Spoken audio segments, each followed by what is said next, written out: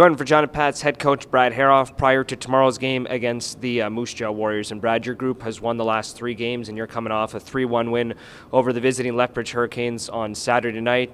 Just tell us about what you've liked about the Pats' performance as of late and your victory on Saturday. Yeah, I like the way that we've kind of hung in there. I think we're putting up a good fight every 60 minutes we're playing. Obviously we've had some spots where we need to improve, like every team does. But I like that.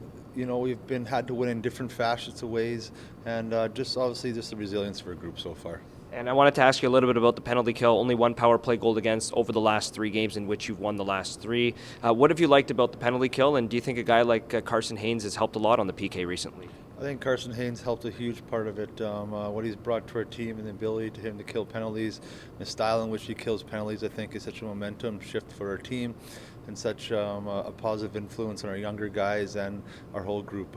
He's given his heart and soul out there, and he's so willing to sacrifice any piece of his body to block shots. But it's not just him. You've got, Howie does the same thing, Berger does the same thing, Whitey does it, but I think just with him, Slane's back there, even Brinson over the weekend, I think Carter Herman did a good job.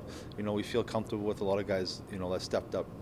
One guy who has obviously stepped it up as of late has been Braxton Whitehead, defensively and offensively, and kind of a neat statistic. 5 goals this season, all 5 have been in the third period or later. So not only is he, playing well defensively and offensively, but he's been clutch. Just kind of describe the way Braxton has played for your group, both in the clutch and on the other side of the puck as well. For me, kind of really started when he was 18 years old. The end of the season, he had a high ankle sprain, and he kept on gutting it through. And we were in a push to make the playoffs, and the kid could barely walk, but he wanted to play, and he showed up every day to do the rehab and do the things to get him to play. So, I knew he was such a committed hockey player, and last year he had a little tough luck in the off-season, just came in banged up and just didn't have a good off-season with training and stuff like that. But he had a full season off-season. He was excited about what he'd done, all the weight he had gained. So I think just a lot of this is a byproduct of all the hard work he's put in, and it's his opportunity now. He's 19 years old, and I think he's ready to go, and he's proven that. 2 more things before I let you go, Brad. You talked about learning experiences from your group, picking up the 3 wins last week. First time that you've had the opportunity to play with the lead throughout the hockey game. How important of a learning experience was Saturday, just playing with the lead through 40 minutes? I think the biggest learning experience was just after our first period. I think we had a letdown in the second period because we played such a good first period. I think a lot of things were going good for us and had a mojo, and we were used to always chasing, and when you're chasing, you're desperate.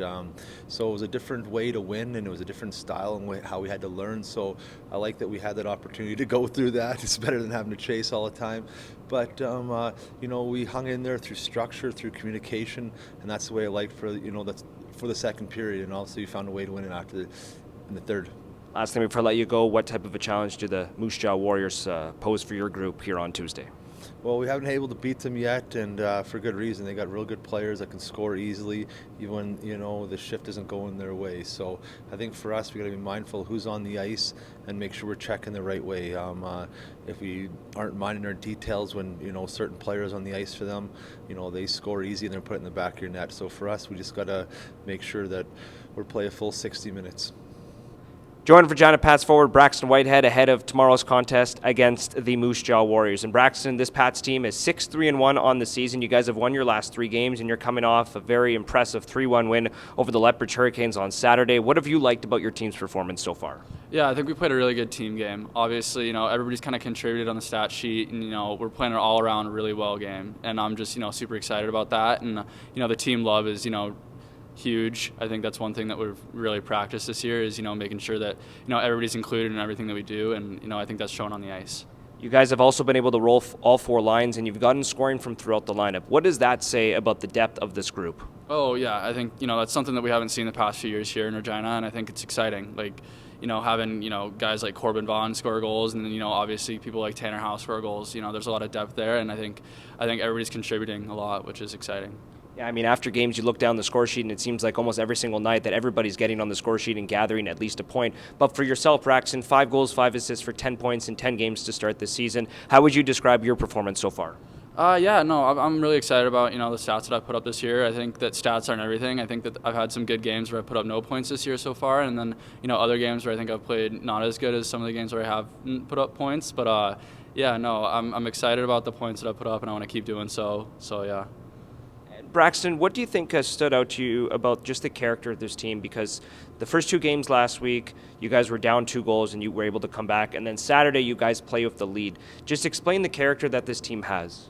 Yeah, I know. Third period character is one huge thing that I think we all have, right? You know, the will to not want to lose. That's one thing that I think everybody's really focused on, is just we hate losing, and we'll do anything to get the dub, and I think that shows in our third period. So. And I guess my last question for you, Braxton, what would be the key to victory against Moose Jaw on Tuesday night? Yeah, no, I'd say staying out of the box is one of the big things. They have a really strong power play, so as long as we can kind of keep their top players off the ice and hem them in their own zone, I think we'll be fine.